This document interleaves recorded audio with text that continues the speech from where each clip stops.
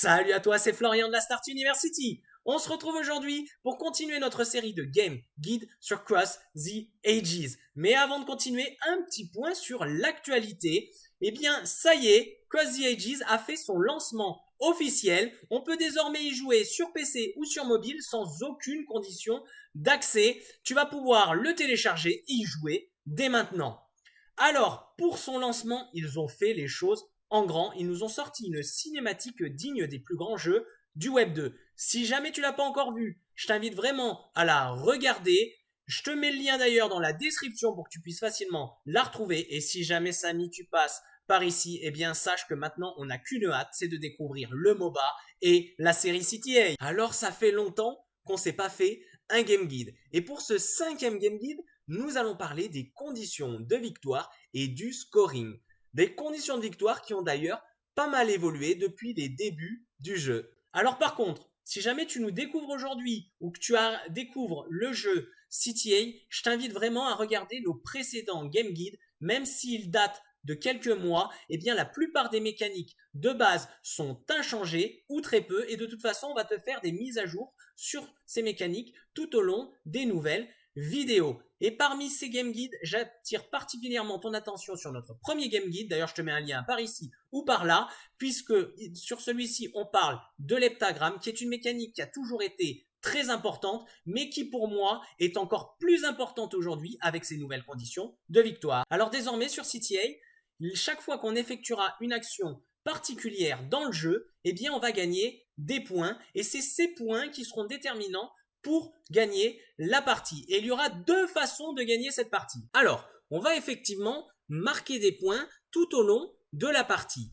Et on va pouvoir retrouver notre décompte de points ici, tout en haut, dans cette sorte de prisme. Alors, il est coupé en deux, une moitié pour mon adversaire, une moitié pour moi. Et là, je retrouve, donc quand je passe ma souris dessus, le décompte de mes points. Donc, on en reviendra dessus juste après. Et progressivement, vous voyez, ce prisme va se remplir. Et donc, la première façon de gagner une partie, c'est simplement d'être le premier à remplir sa moitié du prisme et donc d'atteindre le score de 65. Alors, le score pourra changer, on verra ça dans une autre vidéo où on parlera des affixes, mais dans une partie standard, ce sera le premier à atteindre le score de 65 points. Et cela, même si vous n'avez pas encore rempli toutes les cases du terrain, puisque ici j'ai atteint les 65 points, je les ai même dépassés. On n'est pas encore arrivé au 16e tour et pourtant, eh bien, j'ai quand même remporté la victoire. Et la deuxième grande façon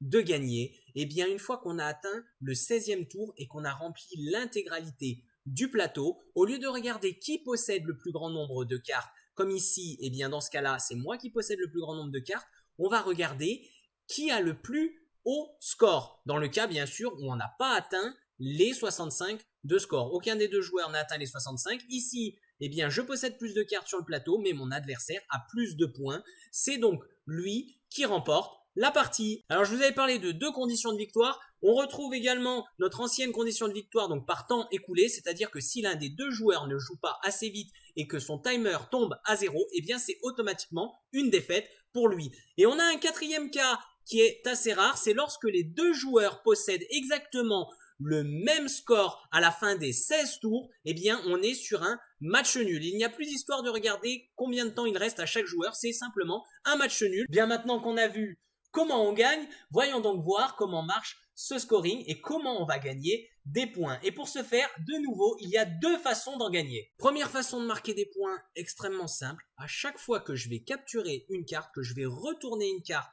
lors de mon tour, je vais marquer 2 points par carte retournée. Donc ici, je joue, je retourne sa carte et donc, on va voir ici, j'ai marqué 2 points. Et vous l'avez compris, si je retourne plusieurs cartes, eh bien, je vais marquer à chaque fois pour chaque carte 2 points. Donc ici, je vais retourner ces 2 cartes plus cette carte-ci. Donc au total, j'ai marqué 6 points. Ici, on voit bien, au dernier tour, carte capturée, 6. Et la deuxième façon de marquer des points, c'est grâce aux affinités, ou plutôt, je dirais, les trinités, ou comme on les appelait à la sortie du jeu, les doubles affinités.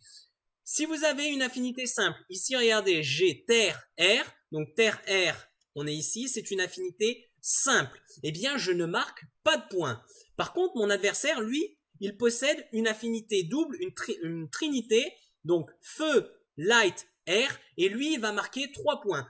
Pour faire simple, on va marquer 1 point pour chaque carte qui est dans une trinité. Alors, comme tu peux le voir, ce système de scoring, il est relativement simple. Cependant, il y a quelques petites subtilités. Alors, je t'ai préparé quelques exemples pour qu'on puisse établir ensemble des petits tips et astuces. Allez, premier exemple, on va aller chercher à maximiser notre nombre de points. Donc, on va combiner les deux méthodes, c'est-à-dire la capture de carte plus la création d'une trinité. Et ici, dans notre cas, par exemple, bien, je pourrais très bien, j'ai une carte ténèbres ici, je pourrais très bien jouer ma carte R pour la reprendre. Mais on peut également se dire que si je joue la carte R, je vais marquer 2 points puisque je vais reprendre cette carte, plus 2 points. Je vais lui casser son affinité et je ne marquerai que 4 points. Mais imaginons que je lui casse son affinité et que j'en crée une moi aussi. Eh bien, je vais marquer beaucoup plus de points. Donc regardez ici, je vais jouer ma carte ténèbres. Je vais donc lui casser sa double affinité et moi, je vais créer de nouveau une nouvelle trinité. Et qu'est-ce qui se passe? Eh bien, je vais avoir gagné 2 points pour avoir pris cette carte, 2 points pour avoir pris cette carte, plus 3 points pour avoir créé ma trinité. Et donc, au final, je vais me retrouver à avoir marqué 7 points en un seul tour. Allez, on continue sur un deuxième exemple, toujours en suivant notre premier exemple. Eh bien, avec sa carte terre, il a repris ma carte ténèbres, ma carte feu, il a repris toutes mes cartes.